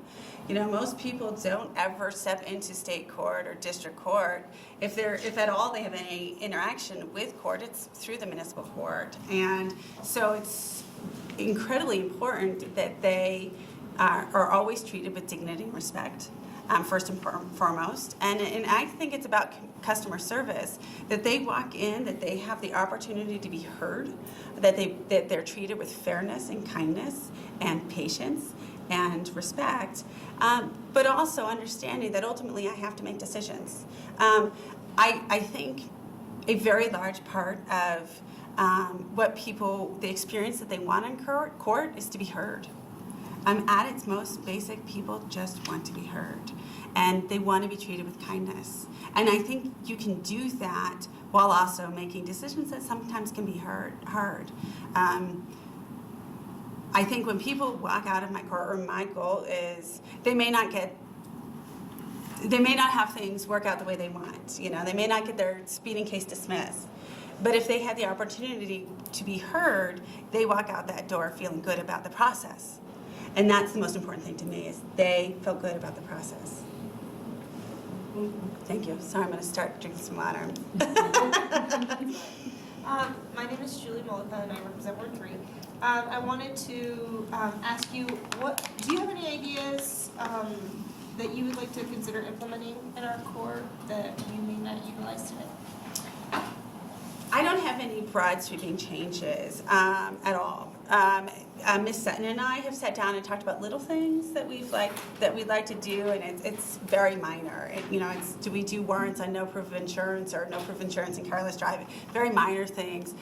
Bigger ideas that I would have that are important to me is establishing community relationships. And that's for my purposes. I've already met with the chief of police and talked to him about, hey, what do you see? What is important to you? One of the other things I did when I started work was that I did a ride-along with Officer McNeely. And I said, tell me about this community. Like, what's important to the community? Where are high impact areas? Where are things that you think are really going great? What are things that we need to improve on?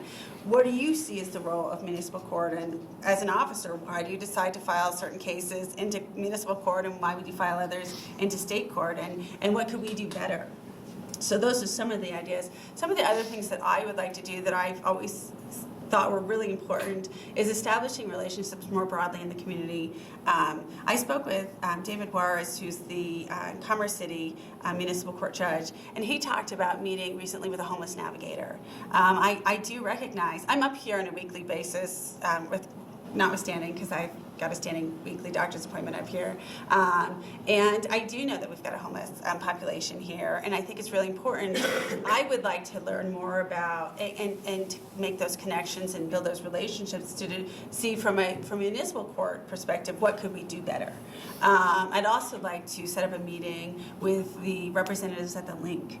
I don't know enough, and I feel like that would be really beneficial and really helpful for me to know what resources are out there for our juveniles. You know, what could we be doing? What services could we be providing that I'm just not aware of?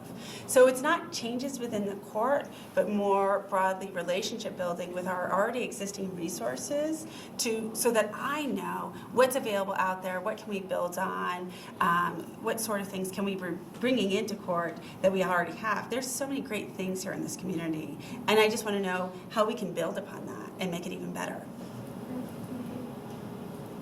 Hi. So you've alluded to it a couple of times, but could you speak more specifically around how you would interact with the city council? Okay. My view of this, and please correct me if I'm wrong, but my prior experience is I work at your leisure and I work at your direction. I believe it's my responsibility to report into you about what's going on in court and report into you on a regular basis. And not only, if we're having issues, but on amazing things that are going on in the municipal court. We talked about this at the Municipal Judges Conference this past weekend, that we're under a microscope right now, and we anticipate that there'll be a lot of legislation coming up in this next legislative session in 2020. And I think we have a really great opportunity to do some public relations work in terms of all the amazing things that municipal courts and the municipalities in general are doing really well. So I would like to partner with the city council in terms of how can we show the community all the great things that we're doing in the community, not only just in the community, but in courts as well. I think oftentimes court's a scary place for people, and I think it's important for people to know that we actually are doing really cool things here, and really great things are happening. But as I said, I work at your discretion. I work at your direction. I report into you. I would hope that I would be able to report into you on a regular basis in terms of what's going well and what we're doing. And if we need to change things, I'm open to that. And if things are going great, I'd love to hear it too. So. I'm Becky Brown, and you answered almost every question I'm I sorry. had. I'm sorry. Anticipation. I know, that's kind of where I'm at right now. Can you tell me your philosophy as it relates to juveniles? Yeah. Okay, and how we treat them in the court, and what you'd like to see change or happen in the future with that? Okay. As I said, I love working with juveniles. The majority of my pre-lawyer career was working with juveniles, and primarily adolescents who are struggling in some form or another. And then, working with trafficking victims, most of my victims were child victims of sex trafficking, and so I worked with a lot of adolescents in that capacity. I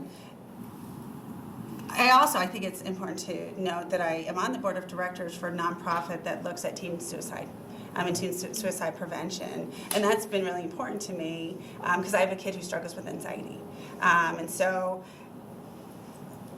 that all forms how I approach juveniles in the courtroom. I think a lot of kids come into the courtroom and they're scared, and they may present poorly sometimes, but I see from my experience with kids that often comes from anxiety, fear, trauma, what have you.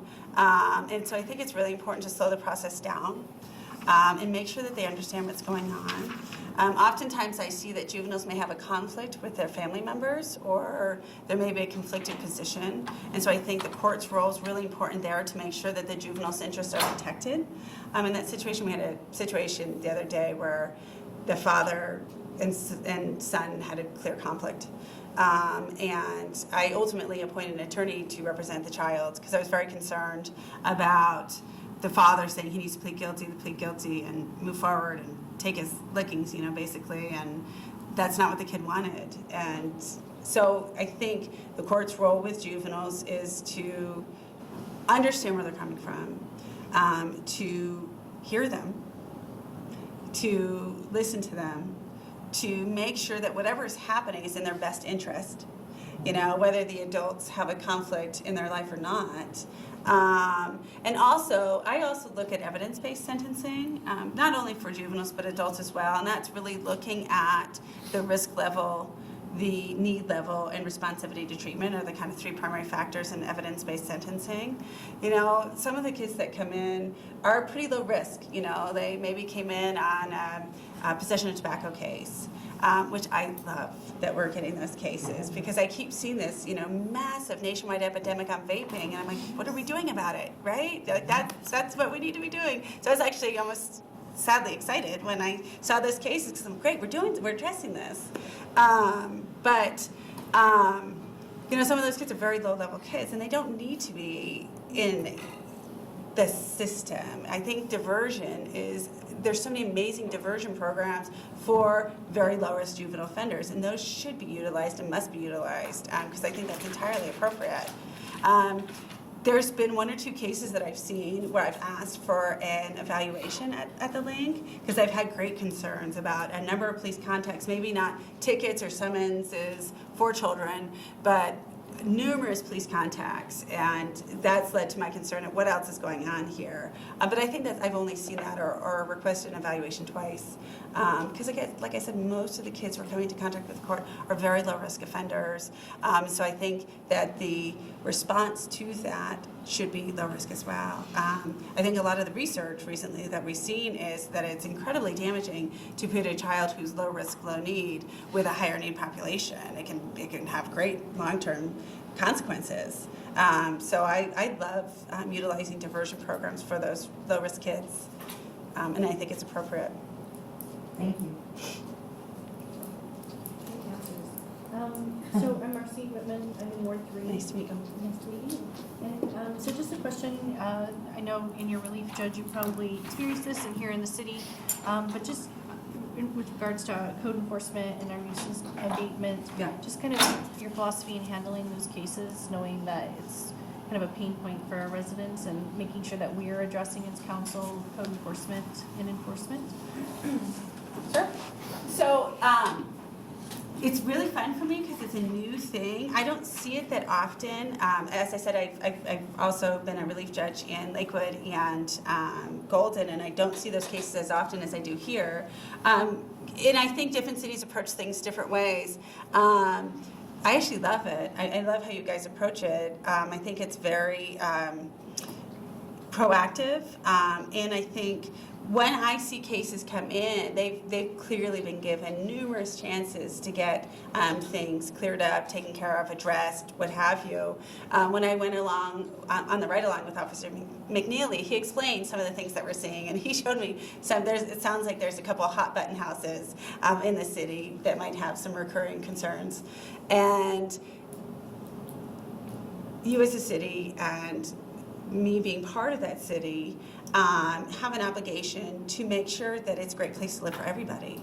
And those nuisance concerns do affect the community. They make it, we have an interest in making sure it's a safe community, it's a beautiful community, that it's a safe place to live, that people enjoy being here. And obviously that's very likely a priority for you, but it's also a priority for me in the courtroom. I serve the community, and that's my role, or part of my role as a judge. And in serving that, I have to make sure that what I'm doing in court furthers those interests, if you will. So I've seen a couple cases come in. It's disheartening. The couple cases that I've seen come in, and I'd love to do more research on this and learn more about it, because the couple cases that I've seen come in, it seems like people have been given a lot of chances to get small, minor issues turned around. And I'm not quite sure, and I haven't been able to get to the root of it yet in terms of, is this a financial concern, a motivation concern, all of it concern? What's the root of the issue? Because I'd love to figure out a way to address it. I did have to issue an abatement order, and it felt really bad, but this woman had been given 6 months and had given extension, and it was just, I think Judge McGinn had already said 2-month extension and suspending the abatement order, so my hands were tied at that point. So I'd love to learn more about it in terms of really proactive ways in which we can address it as a team, because I know it's a high interest of yours, and therefore it needs to be an interest of mine as well.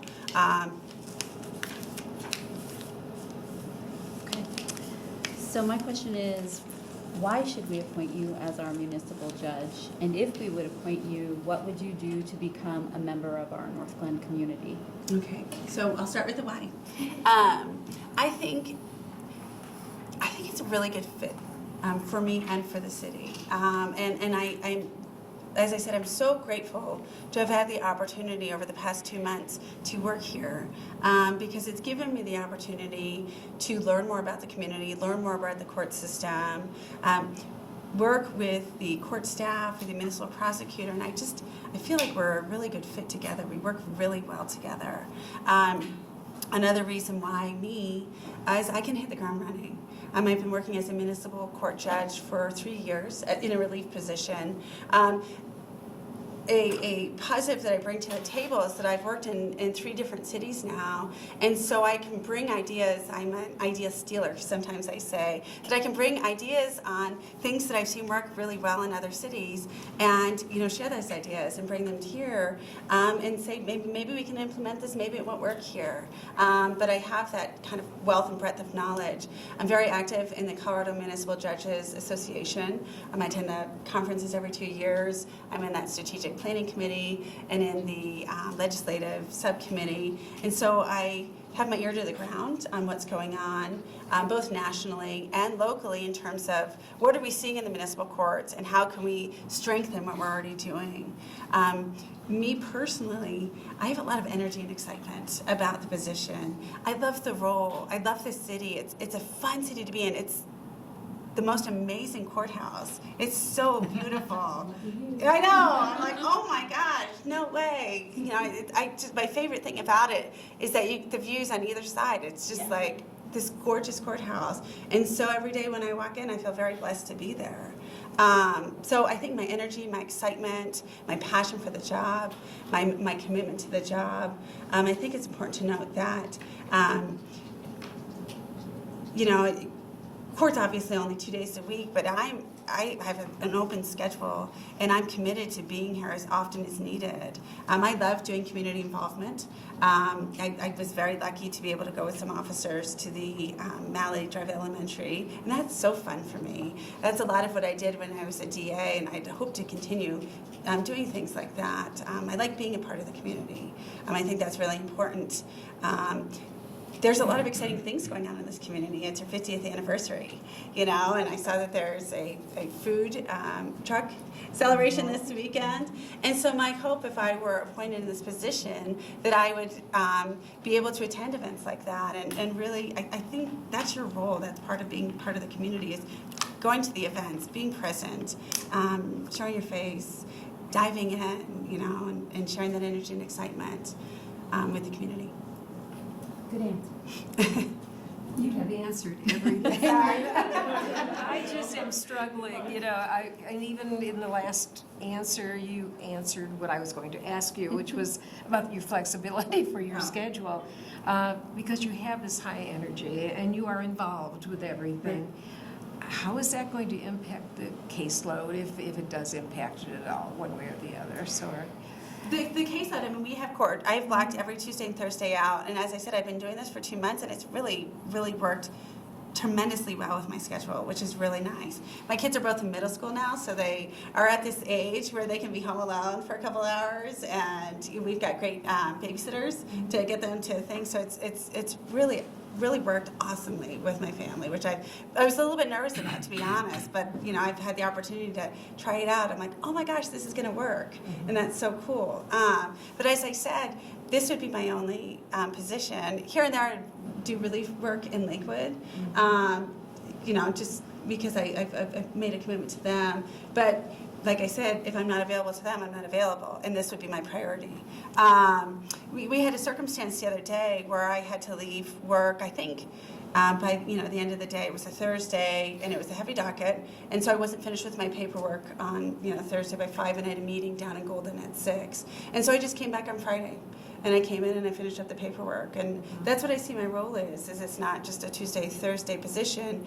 My schedule is flexible enough that I can come in any day of the week, and I think Mr. Hoffman and I are going to try and work on some of the legislative piece that came out recently. So we're going to have to set meetings on off hours, and that's part of the role, and that's part of serving the community in my view. Thank you. Yeah. Antonio? Give it a try, Antonio. I know. Sorry? Come up with a new and inventive question. Yeah, I kind of want to make reference to your introduction, where you talked about the two different roles as a prosecutor, and now being able to sit back as the judge and evaluate and kind of see it from a different perspective. Right. And I want to take some personal privilege here. I am a social worker, then I work Child Protective Services, and then work my way into school social work. Okay. But in between that, the magistrate judge in New Mexico.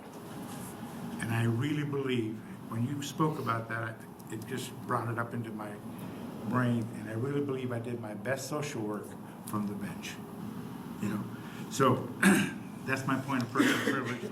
Marcy talked a little bit about nuisance and abatements, and I kind of want to focus on the word nuisance, because we do have, as you pointed out, some hot spots where things drag on for 2 years, 3 years, extension after extension after extension, and it's so obvious to the resident and to the ward representative, and it seems like it just takes forever to get something done.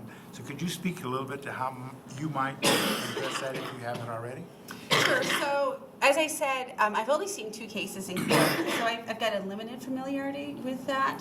The one case that I saw, I think the officers had, from my recollection, so don't quote me on this, but I believe the officers had initially made contact back in October or November, and they had set it out till, I think the original date was January, to have the nuisance taken care of. There was a subsequent continuance out till March, and then the final order was, you've got until, it was April, I think whenever we had court last week, you've got until this, and if it's not taken care of, we're issuing the abatement order. I think there's a balance to be met between really giving citizens the opportunity to take care of the situation with the interest of the community and having that nuisance taken care of. And so, as I said, it's a newer territory for me. It's something that I'd like to do more research and study on in terms of the most proactive and effective ways of handling those type of situations. But I agree with you. It's a huge problem for the community, and it really bothers community members, and I take that heavily into consideration.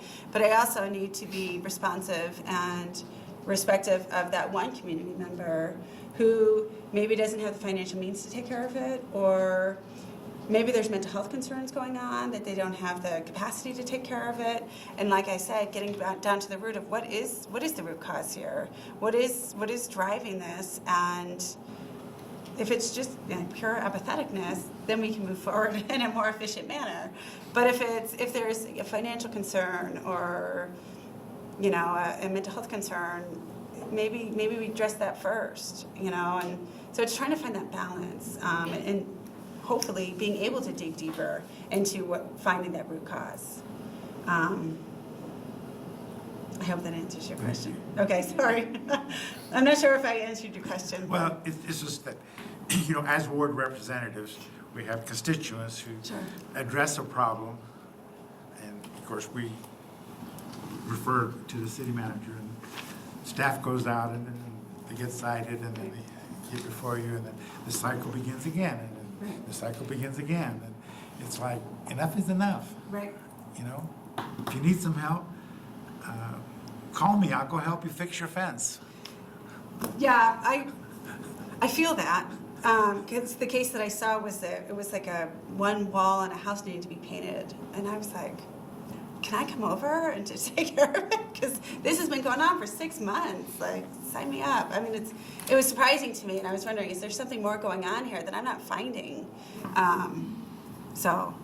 And sometimes I don't get, that's the struggle with being a judge, is sometimes you don't get all of that.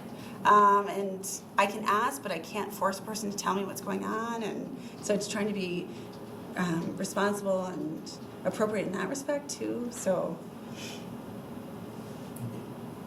thank you. So Katie, thank you for answering all of our questions. Thank you. And do you have any questions that you would like to ask us?